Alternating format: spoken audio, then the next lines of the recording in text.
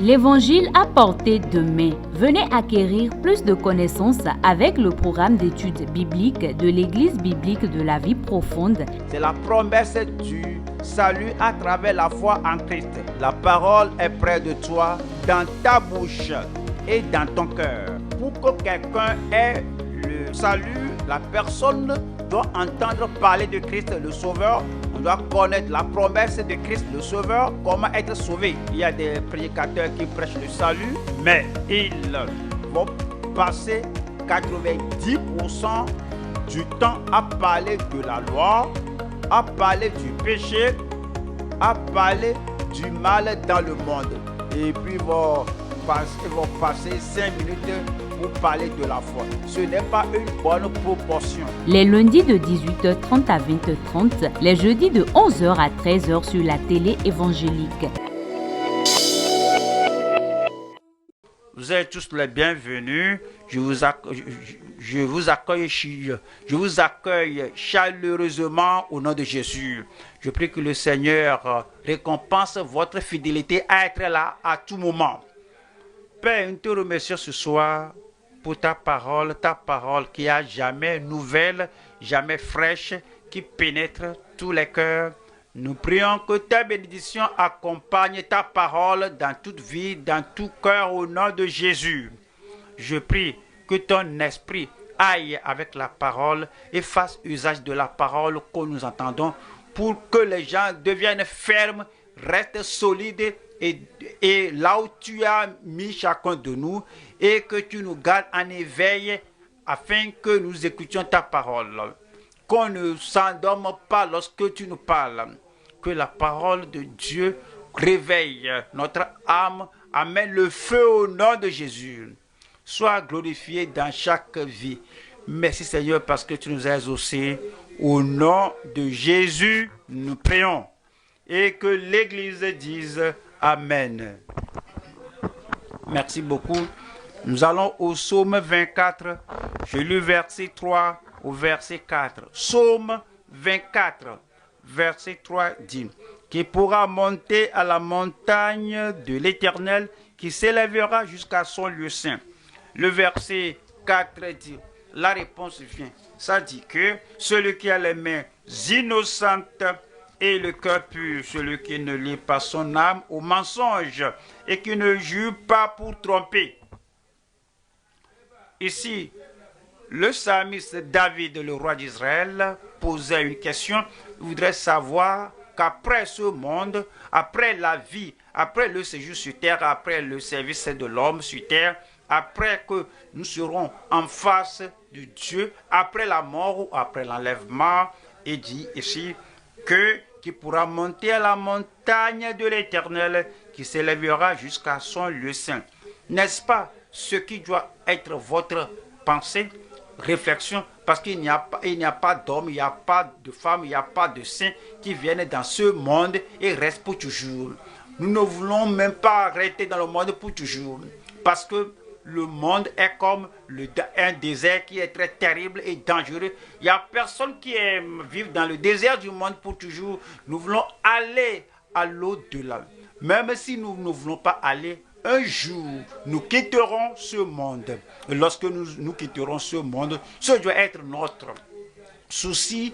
Où est-ce que je passerai l'éternité? Où est-ce que vous passerez l'éternité? C'est pourquoi la question est très importante.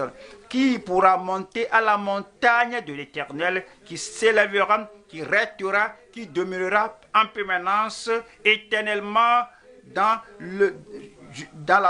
la montagne de l'Éternel. Il dit qui ira au ciel.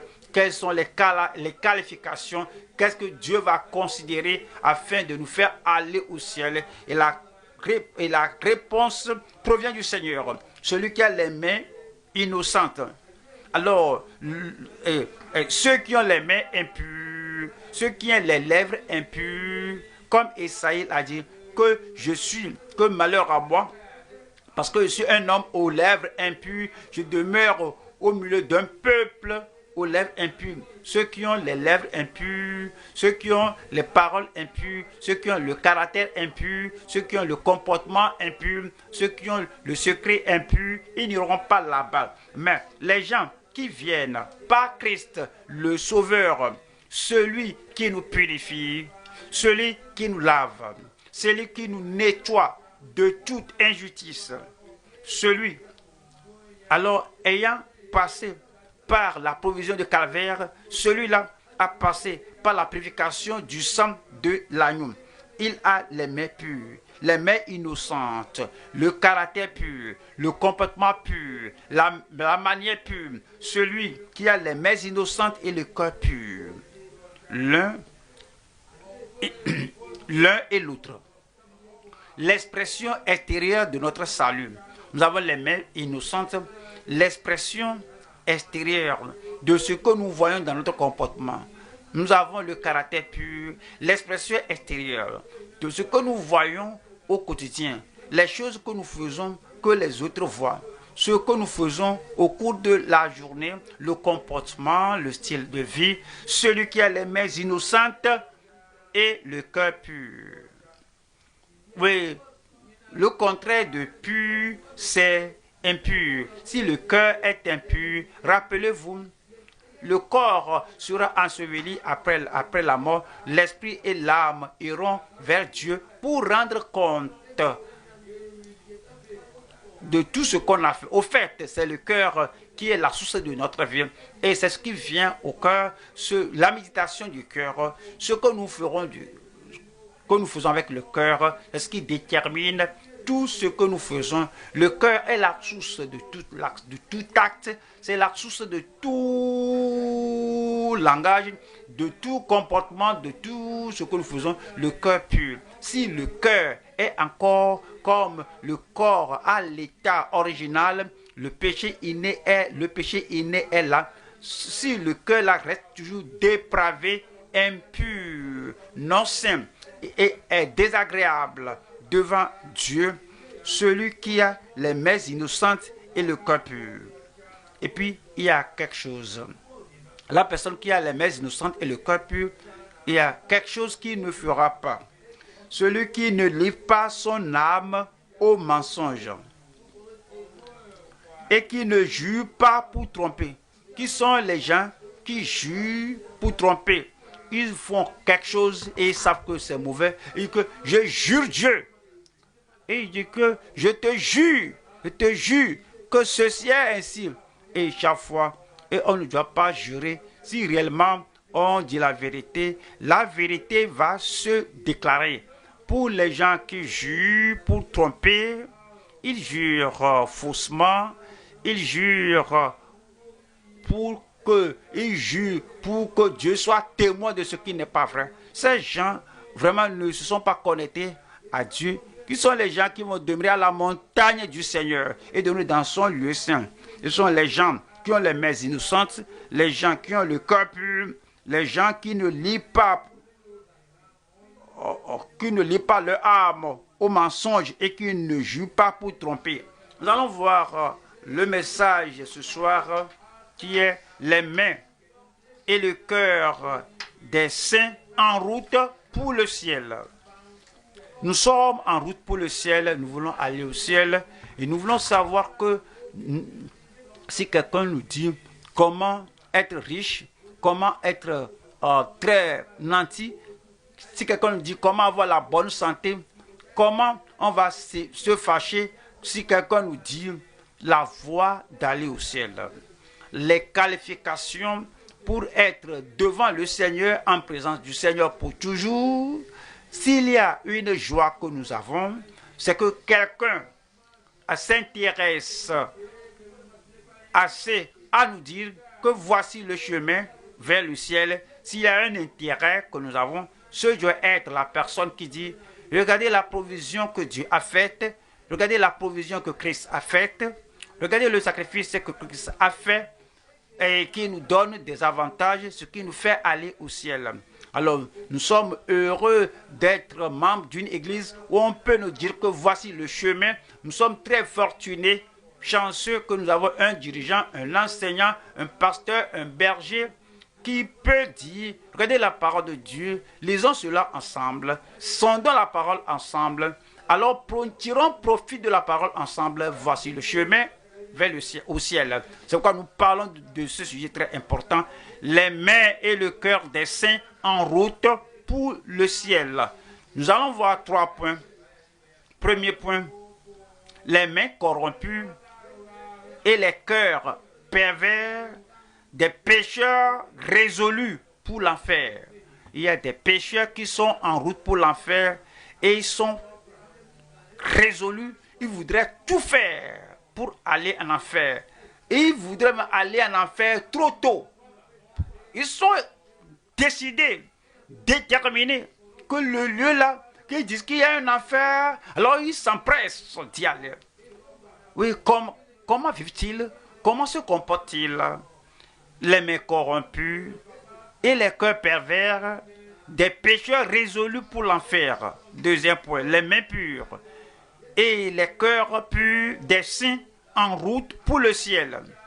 Il y a des gens de la première jeunesse, on entendait parler du ciel, ouais, qu'on soit né de nouveau pas. Il y a des prédicateurs et qui ont parlé du ciel, ils ont chanté du ciel, ils ont parlé des anges et la beauté du ciel et la gloire du ciel. Et nous avons dit, ah, c'est là que je veux aller, c'est là que je veux passer l'éternité. Mais ils ne nous ont pas dit comment nous devons nous comporter afin de pouvoir aller à ce lieu. Deuxième point, les mains pures ou les mains innocentes et les cœurs purs des saints en route pour le ciel.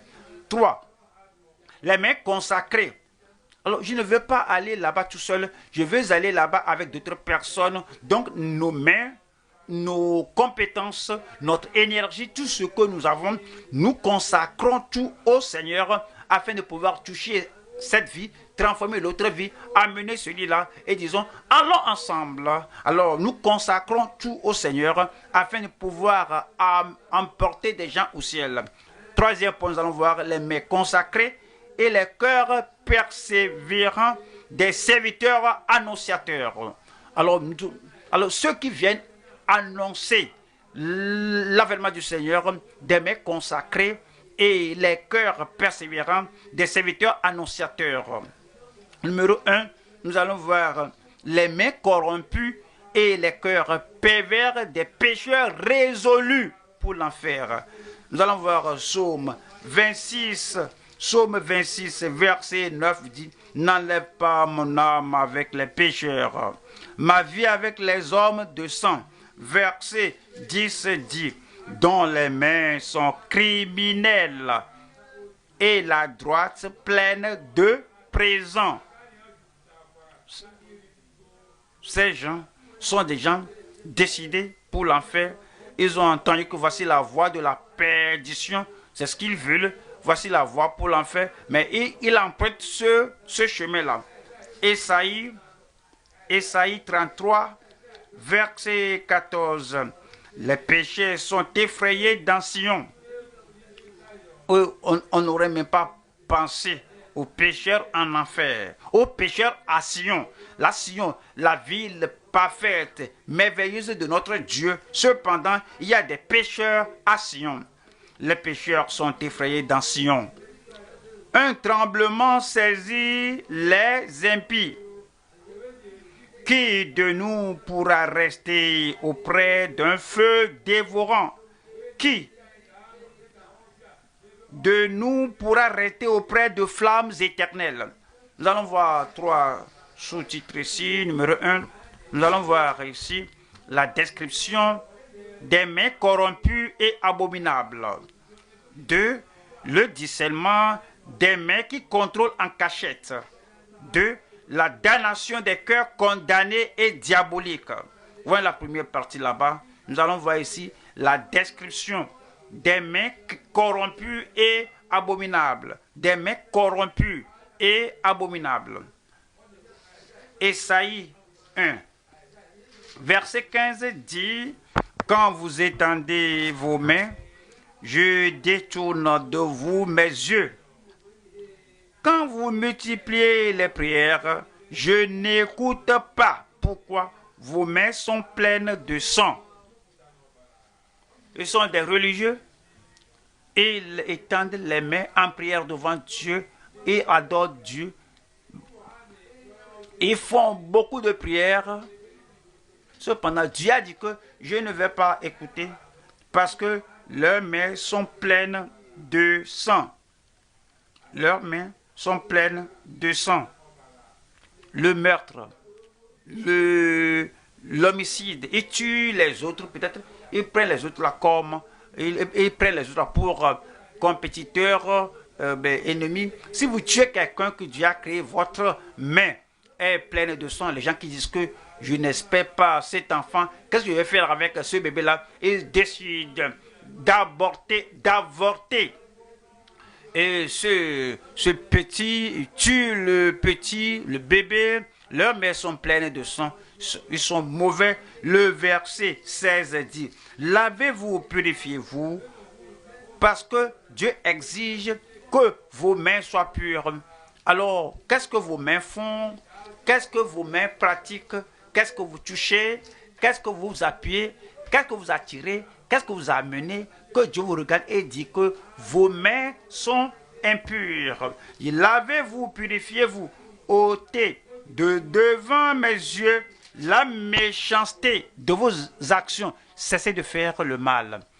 Nous avons Ésaïe 59, verset 2 dit, mais ce sont vos crimes qui mettent une séparation entre vous et votre Dieu. Ce sont vos péchés qui vous cachent sa face et l'empêchent de vous écouter.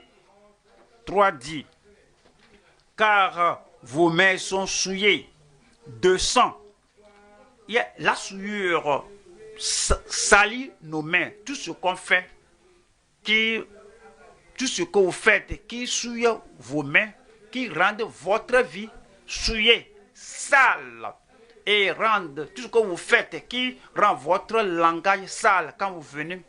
Et les gens ne sont pas assez audacieux pour vous confronter, mais ils vont dire, ah, elle vient encore avec ses paroles sales. Elle vient. Vraisemblablement, elle va encore dire quelque chose de sale. Dès qu'il vient, ce qu'elle nous dit, vraiment, nous rend sale. Alors, on désire aller encore se laver. Alors, il ôte. Alors, pour ôter ces paroles-là, ça nous prend beaucoup de temps. Le comportement, le langage corporel, l'habillement, tout cela nous salit.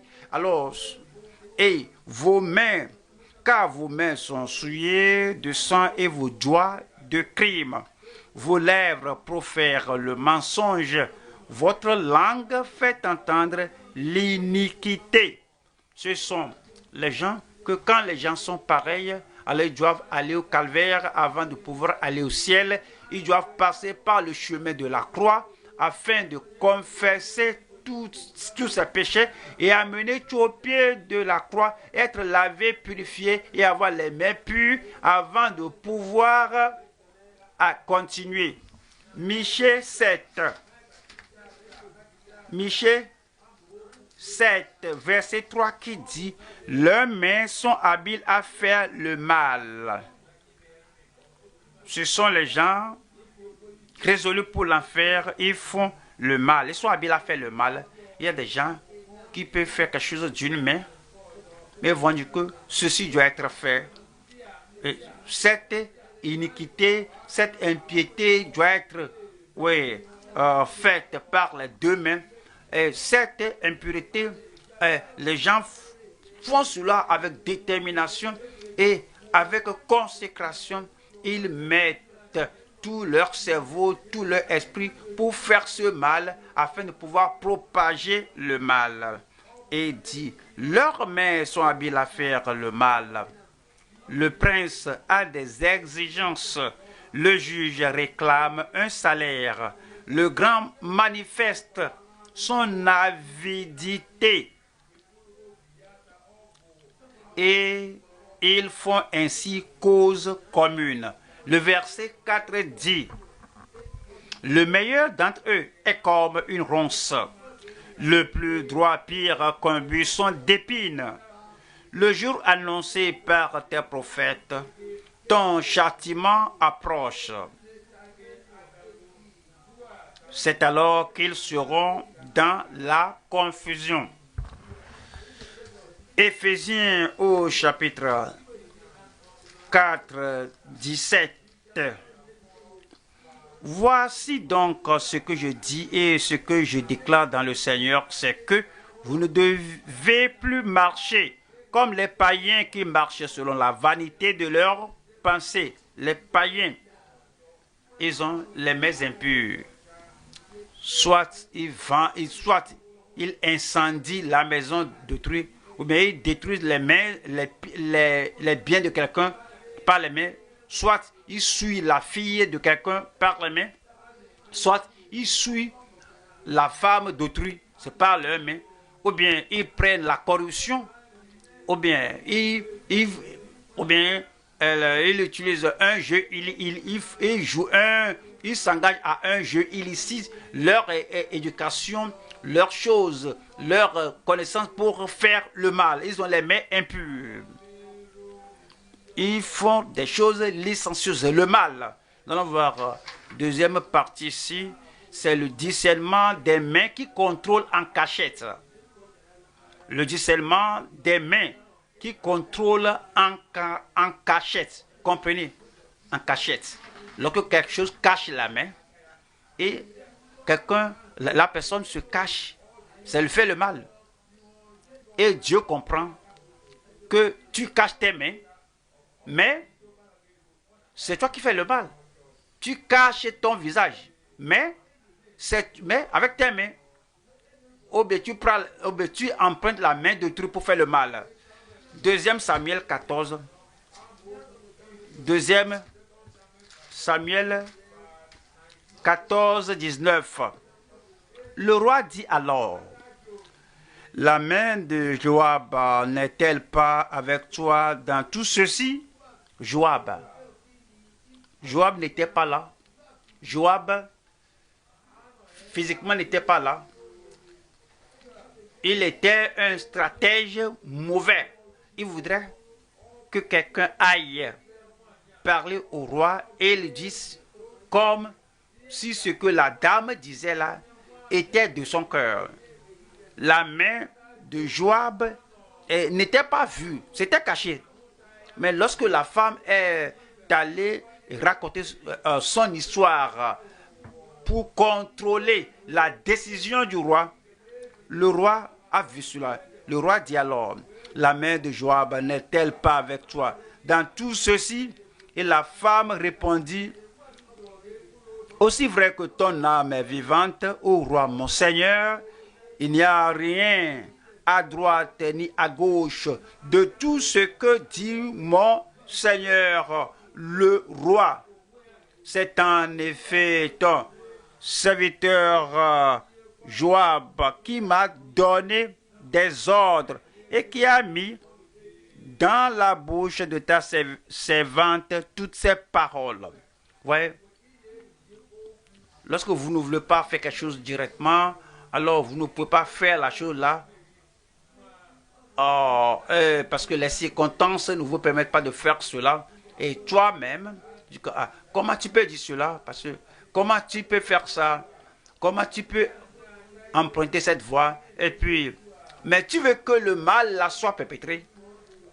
Faut pas me citer, faut pas mentionner mon nom, faut pas leur dire que je t'ai envoyé. Mais tu sais, va vers lui, va vers elle, et puis parle, dis, alors construis la phrase de cette manière. Cela va le séduire, cela va le flatter, cela va le secouer, et puis la personne vient, et puis apporte la parole de séduction, la parole qui met le monde sens dessous, et les choses qui nous contrôlent et nous envoient, et on t'envoie faire quelque chose de mauvais, et tu es derrière, et c'est toi qui commandites tout cela.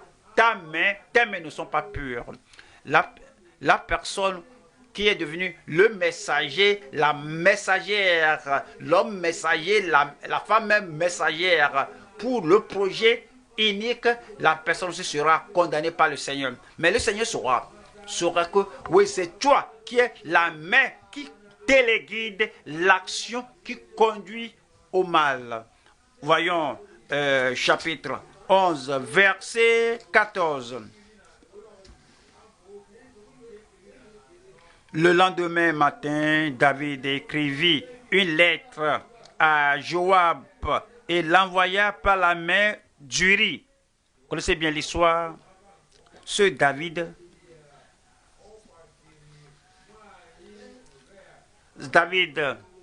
avait une affaire illicite, inacceptable avec la femme d'Uri. La femme d'Uri, maintenant, est enceinte. Elle est toujours à l'état d'être féconde. Il y a des gens qui ont dépassé l'âge. Mais ces gens-ci font le mal. Dans le cas de David, Bathsheba était enceinte, mais la chose va se montrer.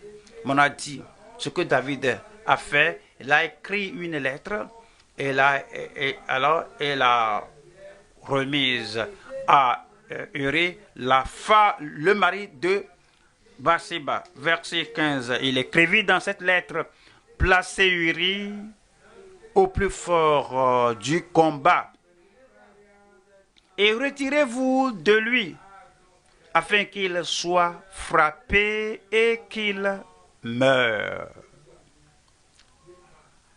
La main physique de David n'avait pas tué Uri, mais il a envoyé une lettre écrite par lui-même. Et Uri, voyant David qui paraissait innocent, un dirigeant, mais qui a le contrôle de la guerre, et Uri et Joab a reçu la lettre. Bien, voyons chapitre 12, verset 9. Pourquoi donc as-tu méprisé la parole de l'Éternel en faisant ce qui est mal à ses yeux? Tu as frappé de l'épée Uri le Héthien. Tu as pris sa femme pour en faire ta femme, et lui, tu l'as tué par l'épée des fils d'Ammon. Voilà le verset 10. Maintenant, l'épée ne s'éloignera jamais de ta maison, parce que tu m'as méprisé, et parce que tu as pris la femme d'Uri, le Héthien, pour en faire ta femme. Finalement, alors tout est remis entre les mains de David. Ouais, Dieu sait ce que vous faites, il sait ce que vous complotez, Dieu sait ce que vous concevez, le mal que vous faites. Vous pourrez le faire en passant par quelqu'un d'autre. Vous pouvez faire cela par la main d'autrui. Mais Dieu dit, je t'ai vu, je l'ai vu, tu ne peux pas le cacher, tu n'as pas les mains innocentes, tu n'es pas prêt pour le ciel. Et tu fais quelque chose de cette manière, tu utilises les gens à faire le mal, tu utilises les gens à mentir, tu utilises les gens à fabriquer des histoires pour détruire le temple, l'assemblée du peuple de Dieu. Tes mains ne sont pas pures. Dieu veut que nous menions une vie, qu'on sache que nos mains sont pures. Mais nous ne faisons rien directement, nous ne faisons pas le main, nous faisons rien de mal et on ne cache pas la main pour utiliser les gens, à les envoyer comme pécheurs, qu'ils aillent faire le mal, qu'ils aillent dire quelque chose de mauvais. Voyons, acte 2. Acte des Apôtres, chapitre 2, 23. Cet homme livré selon le dessein arrêté, selon la préscience de Dieu, vous l'avez crucifié, vous l'avez fait mourir par la main des impies. Ici, Pierre prêchait aux gens à Jérusalem au jour de la Pentecôte. Il a dit que par et que, ouais, la main des impies, la main des gens qui ont crucifié Jésus. Mais vous êtes responsable de cela. Vous en êtes responsable. C'est vous qui êtes responsable de tuer le Christ. Et le verset 36 dit que toute la maison d'Israël sache donc avec certitude que Dieu a fait Seigneur et Christ, ce Jésus que vous avez crucifié. Ils ne sont pas allés en personne prendre le clou, soulever le marteau et frapper pour crucifier Christ. Ils l'ont fait. Ils l'ont fait par l'intermédiaire des autres. Ils l'ont fait par la main des autres. Mais il dit que vous l'avez fait. Alors vous comprenez. Et ils ont compris, ils ont accepté qu'ils ont utilisé les autres, les mains des autres, mais ils étaient responsables de la crucifixion. Le 37 dit, après avoir entendu ce discours, il eut le cœur vivement touché et ils dirent à Pierre et aux autres apôtres, hommes frères, que nous sommes coupables, nous sommes convaincus, que ferons-nous? Alors on leur a dit de se repentir. La troisième partie, si nous allons voir ici la damnation des cœurs condamnés et diaboliques. La damnation des cœurs condamnés et diaboliques. On va à Jérémie 17, 9. Jérémie 17, 9. Le cœur est tortueux par-dessus tout. Je le ferai et puis je ne serai pas retrouvé. Votre cœur vous séduit. C'est un cœur mauvais, un cœur impur. Si je ne serai pas pris, si je ne serai pas retrouvé, si je ne serai pas découvert, donc je peux le faire. Tu n'as pas réellement une âme convertie, tu n'as pas le véritable salut. Si tout ce qui fait ton souci, c'est qu'ils ne vont pas savoir que c'est moi qui l'ai fait, alors je vais me cacher quelque part et je vais téléguider, contrôler toutes les choses mauvaises qui se produisent. Et dès qu'on ne me retrouve pas, que c'est moi, et je vais échapper au jugement des hommes. Vous ne croyez pas en Dieu. Dieu n'est pas dans vos pensées. Vous ne pensez pas que Dieu voit tout acte. Dieu voit l'homme, la femme, derrière le rideau. Non, vous ne pensez pas ça. Vous ne croyez pas réellement en Dieu. Vous croyez en Dieu comme les pharisiens, vous croyez en Dieu comme les sadduciens, vous croyez en Dieu comme les pécheurs inconvertis dans la société. Mais le vrai sens c'est de croire que Dieu est partout, Dieu voit tout, Dieu connaît tout, Dieu va tout juger, va juger toutes choses mauvaises. Cela, vous n'y croyez pas. Le cœur est tortueux, par-dessus tout, et il est méchant. Qui peut le connaître? Le verset 10 dit, moi, l'Éternel, j'éprouve le cœur, je sonde les reins, pour rendre à chacun selon ses voies, selon le fruit de ses œuvres. C'est pourquoi Ésaïe chapitre 5, verset 4 dit, qu'avait-il encore à faire à ma vigne que je n'ai pas fait pour elle? Pourquoi, quand j'ai espéré qu'elle produirait de bons fruits, en a-t-elle produit de mauvais? Que tout ce que je devais faire, je l'ai fait pour le monde. Dieu a envoyé Jésus-Christ. Il a mené une vie parfaite et exemplaire. Il est allé à la croix, il était mort pour nous. Il dit que quiconque veut qu'il vienne, et dit, quiconque vient, que je ne mettrai pas dehors celui qui vient à moi. Nous avons l'opportunité, le privilège d'avoir les mains innocentes, les mains pures au calvaire de Christ. Il peut purifier, il peut pardonner, il peut laver, il peut transformer, changer notre vie. Qu'est-ce que Dieu peut faire qu'il n'a pas fait pour notre salut?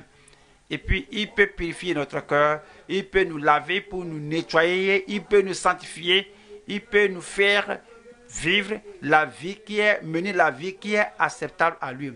Est-ce que nous sommes intéressés à mener la vie là, ou bien nous sommes intéressés à faire le mal? Est-ce que nous sommes vendus à faire le mal, que nous ne voulons même pas aller au calvaire? Dieu dit, qu'est-ce que je dois faire que je n'ai pas fait pour mon peuple? Voyons le verset 13 qui dit, c'est pourquoi mon peuple sera soudain emmené captif. Sa noblesse mourra de faim et sa multitude sera desséchée par la soif. Le verset 18 dit, malheur à ceux qui tirent l'iniquité avec les cordes du vice. Alors, il est portraiture comme ils sont ici, ils sont assis ici, ils se sont positionnés ici. Et c'est comme ils n'ont pas la chance d'aller commettre l'iniquité dehors là-bas. Ils restent ici et adoptent des stratégies et ils s'attirent l'iniquité. Et du malheur à ceux qui tirent l'iniquité vers les cordes du vice et le péché comme les traits d'un char. Osée chapitre 7, verset 2. Ils ne se disent pas dans leur cœur que je me souviens de toute leur méchanceté. Ils ne pensent pas qu'il y a Dieu. Il y a des gens qui lisent la parole de Dieu, étudient la parole, écoutent la parole, mais quand il s'agit de l'action pratique, ils ne pensent pas qu'il y a Dieu. Ils mènent leur vie, ils se souillent les mains comme d'habitude, et ils se souillent et ils souillent leurs pensées. Alors, comme ils le font d'habitude, ils ne pensent pas qu'il y a Dieu. Ils ne se disent pas dans leur cœur que je me souviens de toute leur méchanceté. Maintenant, leurs œuvres les entourent. Elles sont devant ma face. Nous allons Matthieu 23, 25. Malheur à vous, scribes et pharisiens hypocrites.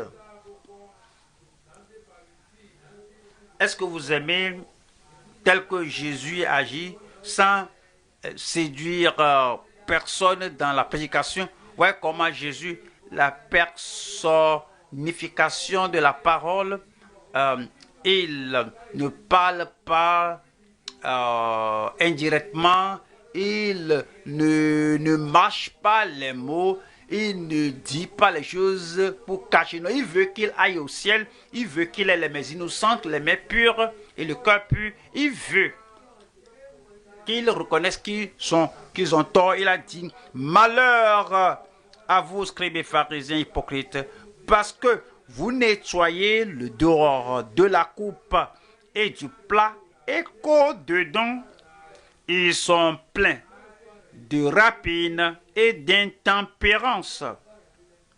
Voilà le verset 28. 28 dit, vous de même, au dehors vous paraissez juste aux hommes. Juste aux hommes. Vous rappelez Judas Iscariot? Seul Christ savait qu'il n'avait pas les mains innocentes et le cœur pur. Les autres disciples, ils croyaient que nous sommes les mêmes. J'ai sauvé, il est sauvé. Nous sommes sanctifiés, il est sanctifié.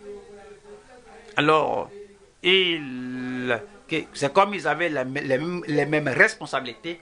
Ils sont envoyés, Pierre, Jean, Jacques, Matthieu, comme ils ont guéri les malades. Regardez, Judas Iscariot aussi utilisait le nom de Jésus et guérissait les malades et tous de retour. Alors, ce n'est pas que les autres ont fait le travail à succès, mais pas Judas. Non, personne ne l'a détecté. Mais Jésus a dit, Judas, que ce que tu fais là, fais-le rapidement. Mais rappelle-toi, il est mieux que le Fils de Dieu ira selon ce qui est arrêté. Mais malheur à celui par qui le Fils de l'homme sera livré, trahi. Et les autres ne pouvaient même pas deviner que c'était Judas Iscariote. Vous savez quoi? Parce qu'il a perfectionné ses manœuvres. Il a perfectionné l'usage de ses mains. Allez vers les pharisiens et dire que, mais qu'allez-vous me donner? Je vais le trahir, je vais vous le livrer. Et aucun des autres disciples ne pouvait qu'il projetait quelque chose de mauvais. Mais que profitera-t-il là?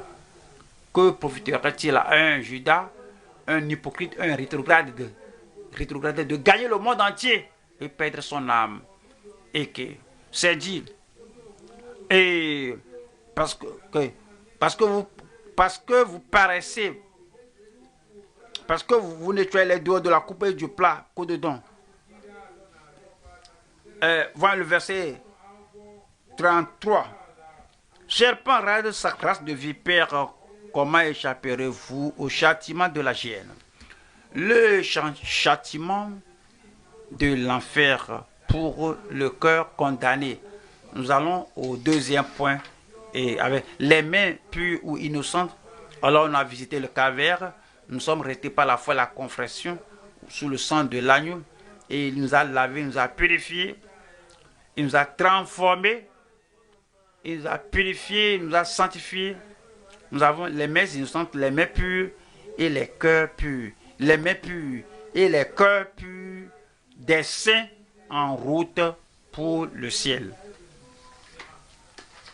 Lorsque vous êtes réellement né de nouveau et vous avez entendu parler du ciel, alors vous êtes lent à faire ce que vous faites. Vous n'êtes pas si vite. Rappelez-vous ce qu'on nous a enseigné à l'école. Vous regardez avant de bondir, avant de sauter. Lorsque vous êtes né de nouveau, lorsque vous naissez de nouveau, vous posez la question, mais il ne faut pas être trop précipité. Le temps est là. Quelle sera la conséquence de ceci si je fais ça? Quelle sera l'interprétation de ceci devant le Seigneur si je fais ça? Quelle sera la conséquence de ceci si je touche cela, si je bois cela, si je mets ça dans ma bouche, si je cache cela? Quelle sera les répercussions de ceci au dernier jour sur ma vie si je fais ça maintenant et que cela est enregistré? Alors, je dis comme, puisque les gens ne savent pas, comme ils ne voient pas, je peux. Non, tu ne peux pas. Si tu penses à l'affaire du ciel, maintenant, nous qui sommes réellement convertis des années passées, avant de faire quelque chose, on se pose la question. Est-ce que je veux faire face à la possibilité de faire la restitution sur ceci? Et puis le plaisir, le gain que je tire de ceci, si je fais ça maintenant, est-ce que je pense à la restitution nécessaire que je dois faire après? Puis on voit, car le coût est trop élevé, faire la restitution, je ne vais pas faire la restitution sur ceci, donc je ne vais pas le faire. Je ne vais pas le manger, je ne vais pas le fumer, je ne vais pas assimiler ça. Je ne vais pas faire ça. Est-ce que je peux faire face? Est-ce que je peux, au dernier jour, dire ceci, ou bien je vais permettre à ceci de détruire ma vie, détruire mon opportunité d'aller au ciel? On se pose la question avant de faire des choses. Nous qui sommes réellement nés de nouveau des années passées, à cause de cela, nous nous efforçons par sa grâce, par son soutien, par le discernement, on décide de ne rien faire et qu'on ne sera pas en mesure de corriger. On doit corriger la chose là avant de quitter ce monde et passer à l'autre bord. Parce qu'on ne veut pas rencontrer la chose là au jugement du grand trône, au jugement du grand trône blanc, parce que nous voulons que la parole de Jésus, le sang de Jésus me lave, me rende pur. On a vu deuxième point, les mains pures et les cœurs purs des saints en route pour le ciel. Matthieu chapitre 5, verset 8 qui dit « Heureux ceux que le cœur pur, car ils verront Dieu ». Nous allons voir 3 points ici. Premier point ici, les mains pures des âmes en route pour le ciel. 2. Le cœur pur des saints célestes. 3. La sainteté véritablement confirmée avec la fermeté qui conduit vers le ciel. Nous allons voir la première partie ici. Les mains pures des âmes en route pour le ciel. Voyons, Job 17, 9. Le juste néanmoins demeure ferme dans sa voie. Celui qui a les mains pures se fortifie de plus en plus. Celui qui a les mains pures se fortifie de plus en plus. Au fil des temps, comme le temps passe, les défis auxquels on est confronté deviennent plus grands. Les tentations confrontées deviennent plus traumatisantes et ouais, nous, lorsqu'on était jeunes, on avait les mains pures devant le Seigneur. Les tentations viennent. Ce sont les tentations initiales, pas de grandes tentations. On pouvait les vaincre. On a gardé les mains pures. Au fil des temps, les tentations, les défis deviennent très grands, les menaces très grandes, les choses deviennent très attrayantes et plusieurs personnes s'affaiblissent comme ils parcourent la vie, comme ils font face à beaucoup de défis, comme on vieillit, beaucoup de personnes deviennent plus peureux et les choses auxquelles on faisait face dans la vie, on ne peut plus confronter ça. Il y a beaucoup de menaces. Les gens, la douleur de faire face de défier, de résister à ces tentateurs. Maintenant, on a les mains basses. Le Dieu qui nous a aidés les premières années est toujours là. Le Christ qui vivait en nous est toujours là. Il vit plus grand. Plus que tout le monde dans le monde. Et les justes qui sont justes par la foi, ceux qui sont justes par le sacrifice du Seigneur Jésus-Christ, alors il continue. Et celui qui a les mains pures se fortifie de plus en plus. Amen. Vous serez de plus en plus forts au nom de Jésus. Mais nous devons comprendre. Oui, on a vaincu avec les mains pures, le cœur courageux, ces premières années, parce que dans votre salut en tant que jeune, vous étiez fort, plus que le tentateur, vous étiez fort, plus que les gens qui vous invitent à faire quelque chose d'insensé, quelque chose de sale, quelque chose de charnel. Mais maintenant, tous ces gens-là qui vous ont tenté en ce temps-là, et les choses qui vous attiraient en ce temps-là, que vous avez surmonté, et les gens qui vous tentez aujourd'hui, les gens qui vous attirent, qui vous taquinent aujourd'hui, oui, étaient plus forts que les tentateurs et tentatrices du passé. Si vous êtes resté au même niveau d'engagement, vous êtes resté au même niveau de force, ils vont te vaincre. Mais si les ennemis d'aujourd'hui, les tentateurs, les tentatrices d'aujourd'hui, si les situations d'aujourd'hui sont plus élevés, sont plus grands, sont plus élevés que le passé, et vous aussi, vous restez devant le Seigneur, parce que ceux qui espèrent l'Éternel renouvellent leur force. Vous devenez plus forts que les années passées, quelle que soit la force que l'ennemi, que les tentateurs ont. Alors vous serez en haut, vous serez au-dessus d'eux. Je serai toujours au-dessus d'eux. S'ils vous rabaissent, vous n'êtes pas aussi fort que vous le deviez.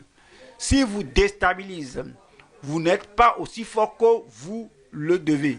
Si vous dites que Oui, je suis fort comme je l'étais 20 ans passé. Cela ne peut pas vous aider. Vous devez être plus fort que, que vous ne l'étiez.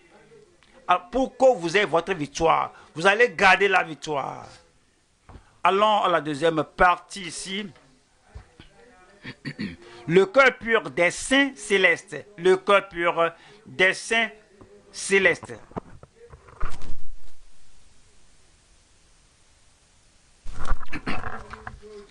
Acte 15.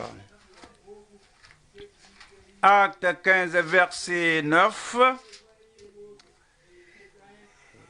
Il n'a fait aucune différence entre nous et eux, ayant purifié leur cœur par la foi. Il n'a fait aucune différence entre nous et eux. Devant Dieu, il ne met aucune différence entre vous et Enoch.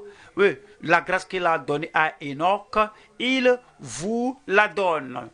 Alors, entre vous et Daniel, il n'a fait aucune différence entre vous et Shadrach, Meshach et Abednego. La même grâce qu'il a donnée, la même force qu'il leur a donnée, la même fortitude qu'il leur a donnée. Alors, il veut vous l'offrir. Il n'a fait aucune différence entre nous et eux. Pierre, il n'a fait aucune différence entre Pierre et Corneille. Il n'a mis aucune différence entre vous et Pierre et Paul et Silas. La grâce de Dieu est toujours débordante. La puissance de Dieu est toujours disponible. Ils ont vaincu en leur temps et ils ont maintenu ce cœur purifié, le cœur pur. Vous le ferez. Vous le pouvez. Le Seigneur ne va pas sinon diminuer la grâce, diminuer la promesse parce que c'est vous qui demandez. Non, il n'y a pas de différence. Dieu les a sanctifiés, il nous sanctifie. Il les a purifiés, il nous purifie. Alors il les a préservés et il nous préserve aussi au nom de Jésus-Christ. Il n'a fait aucune différence entre nous et eux, ayant purifié leur cœur par la foi. Par la foi. C'est la seule manière qu'il fait cela. Il a fait pour Enoch par la foi, Abraham par la foi, Samuel par la foi, Daniel par la foi, Shadrach, Meshach et Abednego par la foi. Et cette foi est toujours ce qui est requis aujourd'hui. Dieu n'a pas changé. Oui, il croit que Dieu va les préserver de la pollution du pays. Et vous aussi, vous croyez que le Seigneur vous préservera de la pollution, de la souillure, de l'abomination du pays. Alors, il n'a fait aucune différence entre nous et eux, ayant purifié leur cœur par la foi. Il le fera pour chacun de nous. Voyons. Deuxième Timothée 2.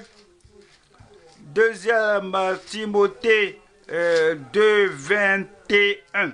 Si donc quelqu'un se conserve pur, en s'abstenant de ces choses, il sera un vase d'honneur sanctifié, c'est ça, utile à son maître, propre à toute bonne œuvre. Le verset 22 dit, fuis les passions de la jeunesse et recherche la justice. Fuis les passions de la jeunesse, recherche la justice, la foi, la charité, la paix, avec ceux qui invoquent le Seigneur d'un cœur pur. Ceux qui invoquent le Seigneur d'un cœur pur. Le Seigneur leur a donné la pureté de cœur. Il l'accordera à chacun de nous. 1 Pierre 1. 1 Pierre 1, 14. Comme des enfants obéissants, ne vous conformez pas aux convoitises que vous aviez autrefois quand vous étiez dans l'ignorance. 15. Mais puisque celui qui vous a appelé est saint, vous aussi soyez saints dans toute votre conduite. Dans toute votre conduite. Dans toute votre conduite. La conduite le jour, la conduite la nuit, la conduite dans la famille, la conduite en dehors de la famille, la conduite avec les croyants, la conduite avec les non-croyants, que vous faites parce que Dieu écoute toute conversation et Dieu regarde toute conduite. Dieu voit ce qui se fait en public et en privé. Et puisque celui qui vous a appelé saint, vous aussi soyez saint dans toute votre conduite. Selon qu'il est écrit, verset 16, vous serez saints car je suis saint. Avez-vous jamais pensé à cela? Vous serez saints car je suis à la vie profonde? Non. Vous serez saints car si ma femme l'apprend que j'ai cette relation-là avec la femme-là, ma femme serait blessée. Donc ma femme a l'hypertension. Je ne veux pas qu'elle ait une crise. Non. Vous serez saints car je suis saint.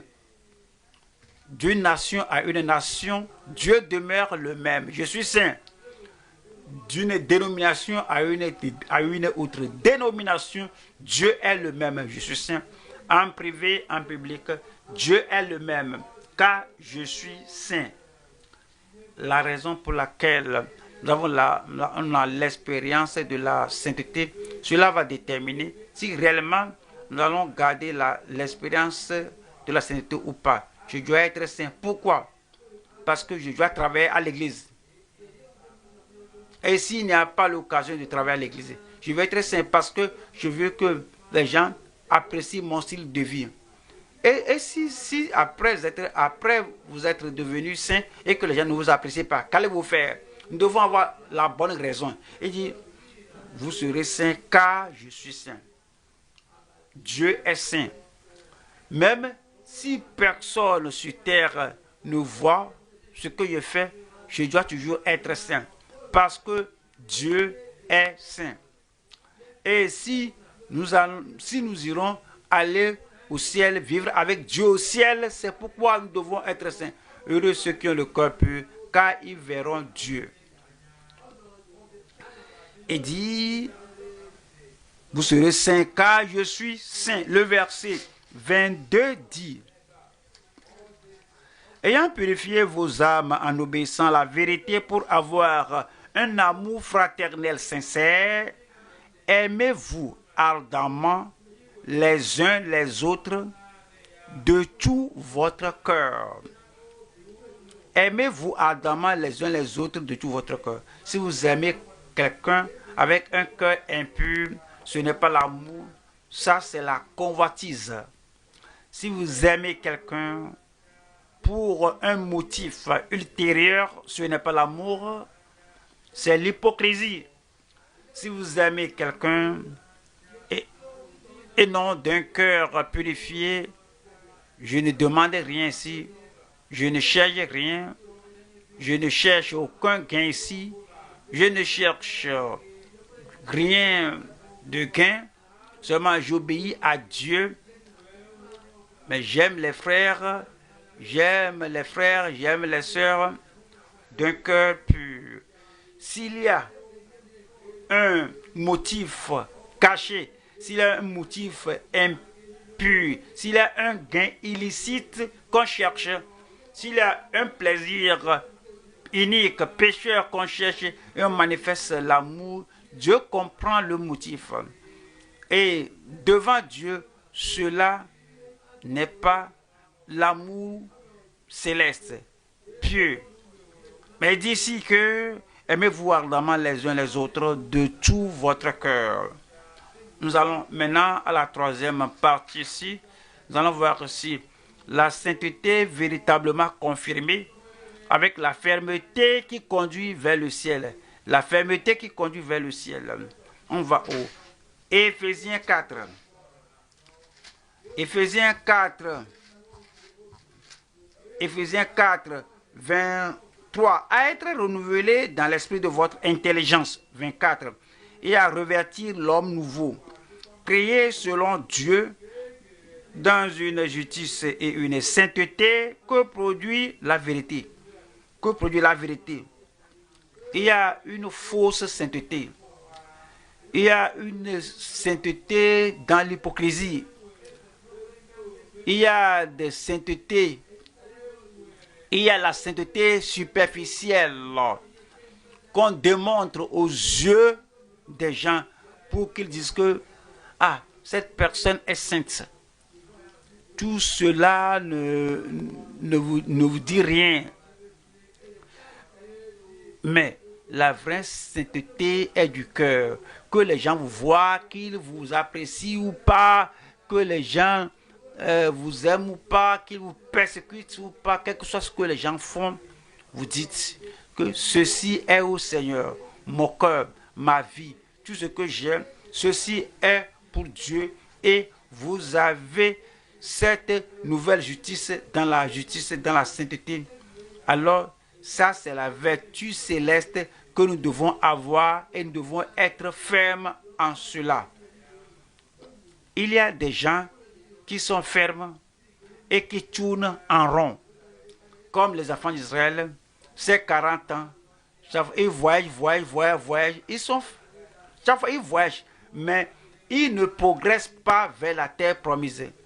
Vous ne voulez pas être ferme comme ça, être ferme, faire les mêmes choses, mais aller en rond, tourner en rond sans progrès. Il y a des gens qui sont fermes, mais ils sont fermes à marquer le temps, à marquer le pas. Ils sont fermes à marquer le pas, mais ils restent sur place, ils ne vont pas en avant. Alors nous parlons de faire le pas qui vous conduit vers le ciel. Le pas qui vous conduit vers le ciel. Que ce que vous voulez, c'est que, alors aujourd'hui, je dois ajouter au progrès vers le ciel. Et cette semaine, je dois ajouter au progrès vers le ciel. Et cet événement, cette activité, et cette chose que je fais pour le royaume de Dieu. Et je suis ferme, je suis constant, je me concentre sur cela. Mais cela me fait avancer. Est-ce que je peux vous poser la question? Et puis tu te poses la question, y a-t-il des choses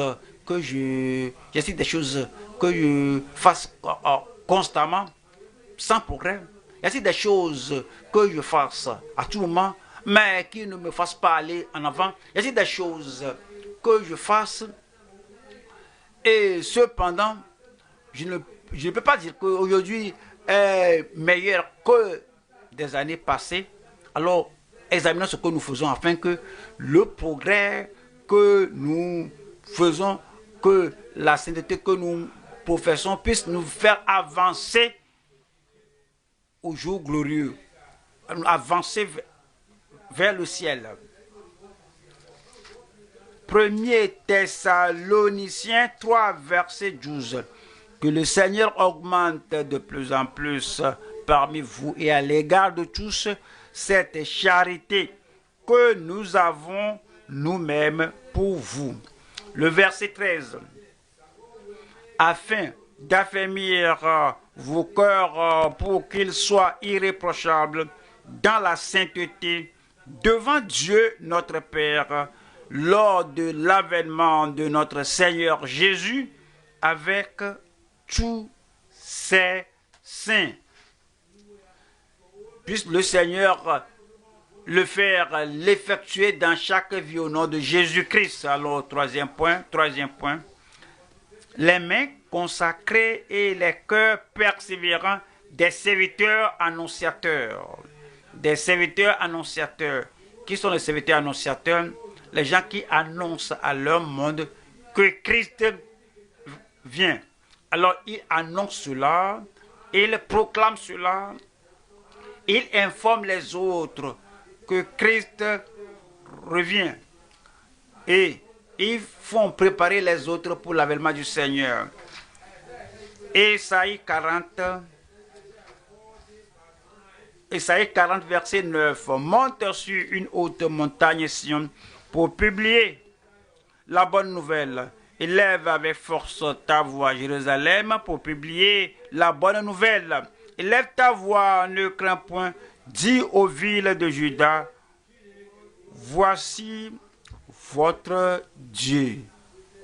Votre Dieu. Et dis au peuple de Juda jusqu'à ce qu'il n'ait point de doute, qu'il viendra soudainement et viendra pour son peuple. Matthieu 25, verset 6. Matthieu 25, verset 6. Comme l'époux tardait, tous s'assoupit et s'endormait. 6. Au milieu de la nuit, on cria, voici l'époux aller à sa rencontre. Ouais. Il veut que des héros, des annonceurs aillent aux communautés pour dire que le Seigneur vient. Nous avons le cœur pur, personnellement, individuellement, en tant qu'enfant de Dieu, nous sommes prêts pour son avènement. Mais vous n'allez pas vouloir aller tout seul, mais vous allez le dire aux autres comment celui-là peut avoir les mains pures.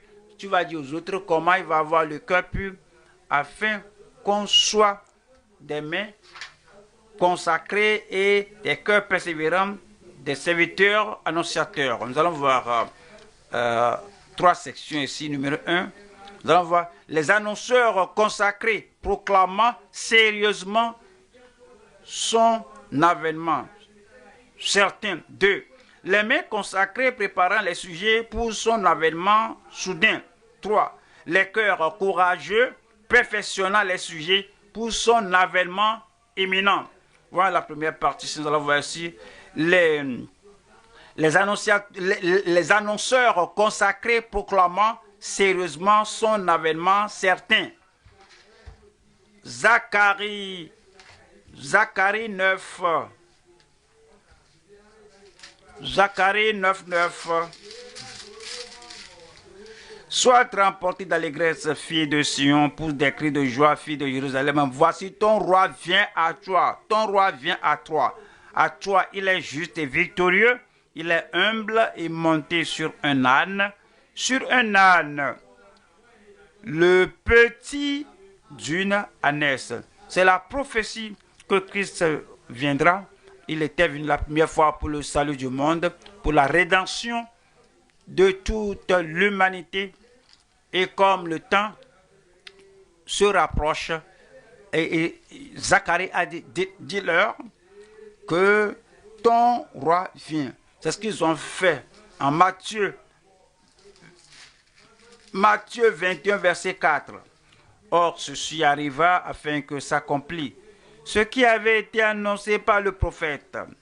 Verset 5 dit, dites à la fille de Sion, voici ton roi vient à toi.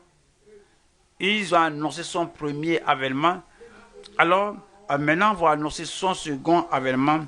Plein de douceur est monté sur un âne, non, le petit d'une ânesse. Deuxième partie, nous allons voir ici les mains consacrées préparant les sujets pour son avènement soudain. Il va venir, mais il viendra soudainement. Malachie 3, verset 1. Voici, j'enverrai mon messager, il préparera le chemin devant moi. Et soudain entrera dans son temple le Seigneur que vous cherchez. Et le messager de l'alliance que vous désirez, voici, il vient, dit l'Éternel des armées.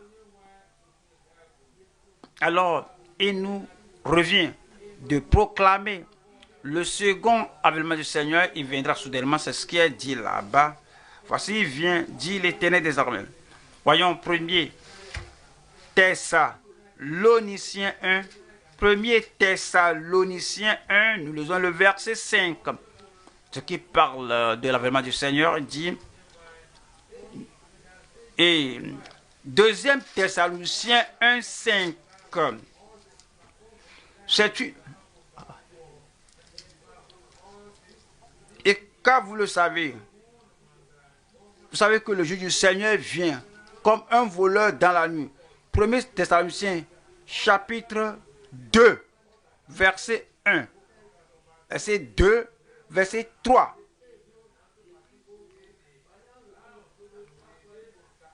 Verset 2. Lorsqu'on dira paix sur la terre, que tout va bien maintenant, que la civilisation augmente, maintenant il y aura la paix partout. Mais quand on dira paix sur la terre, la destruction viendra sur eux comme une femme dans l'enfantement et ils n'échapperont pas. Ceux qui ne sont pas sauvés, le Seigneur viendra soudainement et ils ne vont pas échapper. Ceux qui suivent leurs mains par la corruption, ceux qui suivent leurs mains et ceux qui suivent leurs mains par la sueur de ce monde, Christ revient. Et lorsque Christ viendra, peut-être ils vont dire que oui, j'apprends que Christ viendra. C'est ainsi qu'on le dit et que je vais réparer les choses, je vais faire les choses, mais je vais toujours faire ceci et faire cela. Et continue de suer leurs mains. Soudainement, le Seigneur viendra. C'est 1 Thessaloniciens 5, versets 1 et 2. C'est ce que le Seigneur nous dit. En Marc 13, Marc 13, verset 35. Veillez donc, car vous ne savez quand viendra le maître de la maison, ou le soir, ou au milieu de la nuit, ou au chant du coq, ou le matin. 36 dit, craignez qu'il ne vous trouve endormi. Craignez qu'il ne vous trouve endormi. À son arrivée soudaine, 37, ce que je vous dis, je le dis à tous, veillez. Luc 21, 34, ici il nous rappelle que prenez garde à vous-même, de crainte que vos cœurs ne s'apesantissent par les excès du manger et du boire et par les soucis de la vie, et que ce jour ne vienne sur vous l'improviste. Faut pas jeter votre cœur dans la mer de ce monde. Faut pas détruire votre futur qu'il y a au ciel, parce que vous êtes totalement vendu aux choses de ce monde. Alors vous ne voulez pas détacher des choses de ce monde et que le jour du Seigneur ne vienne vous prendre à l'improviste. Avec que ce jour ne vienne pas souvent à l'improviste. Et c'est dit au verset 35, car il viendra comme un filet sur tous ceux qui habitent sur la face de toute la terre. Le Seigneur nous dit au verset 36, veillez donc, il vient, il va venir soudainement. Veillez, le Seigneur viendra soudainement. Veillez, donc, il viendra à l'improviste. Et c'est un avènement sûr, certain. Il viendra. Comme c'était au temps de Noé, au temps de Lot, ils mangeaient, buvaient, et mariaient, se mariaient, plantaient, faisaient tout, jusqu'à ce que le jour-là vienne sur eux à l'improviste. Et ils n'ont pas échappé au jugement de Dieu. Veillez donc et priez en tout temps, afin que vous ayez la force d'échapper à toutes ces choses qui arriveront et de paraître debout devant le Fils de l'homme. Nous allons à la troisième partie ici. Les cœurs courageux perfectionnant les sujets pour son avènement imminent. Les cœurs courageux préparant les saints, perfectionnant les saints et poursuivant les saints et les ravissant des choses du monde qui vont essayer d'assombrir leur vision et les aveugler, comme on essaie de faire cela en tant qu'héros du Seigneur, en tant que messager du Seigneur, parce que nous devons être courageux, parce que Satan peut se tenir sur votre chemin. Tu es sauvé, va-t'en. Pourquoi toi tu veux prendre ces gens? Parce que Satan pourrait empêcher, il pourrait se tenir devant toi. Sois courageux. Pourquoi?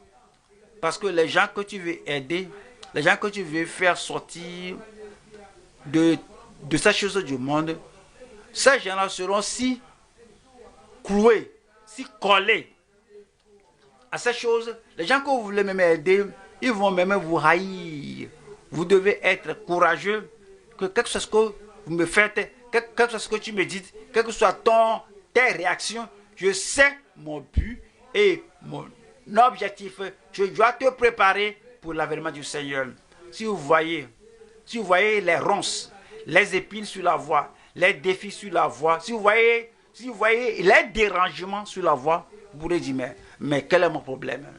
Pourquoi je suis très empressé à faire cette chose?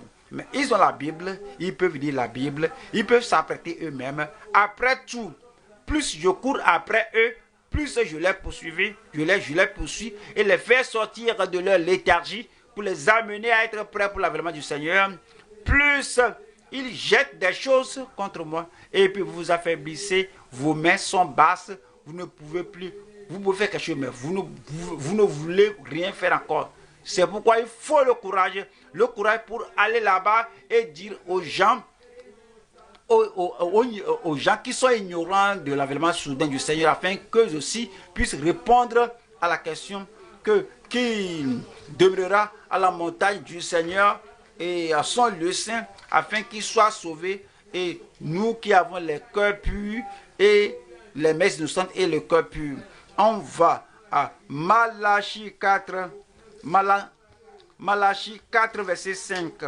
Voici, je vous enverrai. Il est le prophète avant que le jour de l'Éternel arrive, ce jour grand et redoutable. 6 dit, il ramènera le cœur des pères à leurs enfants et le cœur des enfants à leurs pères, de peur que je ne vienne frapper le pays d'interdit. Colossiens, chapitre 1. Colossiens 1, 28. Celui que nous annonçons, exhortant tout homme. Alors il faut le courage. Le père est sorti là une fille. La fille est sur les genoux d'un pécheur. Le père a dit, que fais-tu là? Que fais-tu là-bas? Que fais-tu là-bas? Et la fille, au lieu d'écouter son père, elle dit que mais pourquoi tu m'avertis? Toi, pourquoi tu es ici? Moi, j'aime ce jeune homme. J'aime ce jeune homme. Et le père est allé pour retirer sa fille. Et la fille commence à se battre avec son papa qui veut la secourir de la main d'une vie sale, pourrie. On nous fait cela. On essaie d'aller les secourir, détourner leur cœur de la pollution, de leur péché, de leur dépravation. Alors, nous voulons les perfectionner pour l'avènement du Seigneur. Et au lieu de se battre avec leur chair, au lieu de se battre avec leur mal, ils luttent contre nous. Il faut le courage pour dire que je vais te faire sortir de cela, je vais te faire amener au calvaire. Tout ce que tu me fais, je vais t'amener au sang purificateur de l'agneau. Au sang purificateur de l'agneau. Nous devons avoir le courage. Nous travaillons pour l'éternité. Nous devons avoir la valeur pour que les gens soient prêts et qu'ils viennent au Seigneur. Paul a dit que c'est lui que nous annonçons, exhortant tout homme et intrusant tout homme en toute sagesse, afin de présenter à Dieu tout homme devenu parfait en Christ. Puisse le Seigneur nous perfectionner tous. Puisse le Seigneur me perfectionner. Puisse le Seigneur vous perfectionner et qu'il nous prépare pour l'avènement du Seigneur au nom de Jésus-Christ. Il nous a envoyé sa parole, il nous a assuré pour aller au ciel, pour être prêt quand le Seigneur vient. Nous devons avoir les mains innocentes, nous devons nous examiner. Examinez-vous, mes mains sont-elles pures? Ou bien je cache mes mains pour contrôler des événements mauvais, iniques, pécheurs. Est-ce que je suis totalement pur au-dedans et au-dehors? Mon cœur est-il pur? Est-ce que la purification, la sanctification, la sainteté de mon cœur, est-ce que c'est prêt? Est-ce que je suis prêt pour l'avènement du Seigneur? Est-ce que je suis préparé pour l'avènement du Seigneur? Je prie, comme vous êtes prêts maintenant, que vous continuez toujours d'être prêts au nom de Jésus. Le ciel est là, rien ne l'ôtera de votre cœur, rien ne l'ôtera de votre main. pendant que vous faites cela pour vous, il faut tout faire. Que avant de dormir la nuit, vous examinez, est-ce que je suis prêt?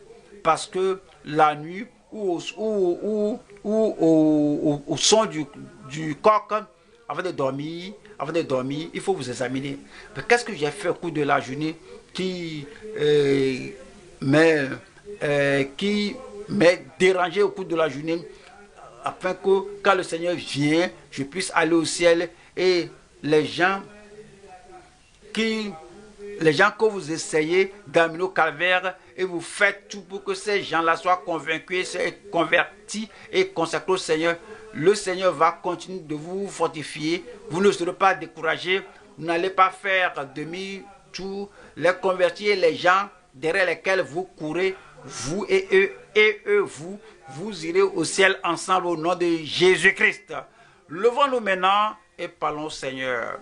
Le Seigneur nous a parlé, nous devons répondre.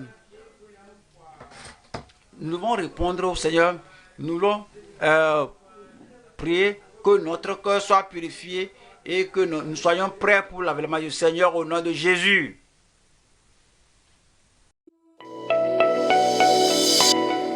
L'évangile à portée de main. Venez acquérir plus de connaissances avec le programme d'études bibliques de l'Église biblique de la vie profonde. C'est la promesse du salut à travers la foi en Christ. La parole est près de toi, dans ta bouche et dans ton cœur. Pour que quelqu'un ait le salut, la personne doit entendre parler de Christ le Sauveur. On doit connaître la promesse de Christ le Sauveur, comment être sauvé. Il y a des prédicateurs qui prêchent le salut, mais ils vont passer 90% du temps à parler de la loi, à parler du péché, à parler du mal dans le monde. Et puis ils vont passer 5 minutes pour parler de la foi. Ce n'est pas une bonne proportion. Les lundis de 18h30 à 20h30, les jeudis de 11h à 13h sur la télé évangélique.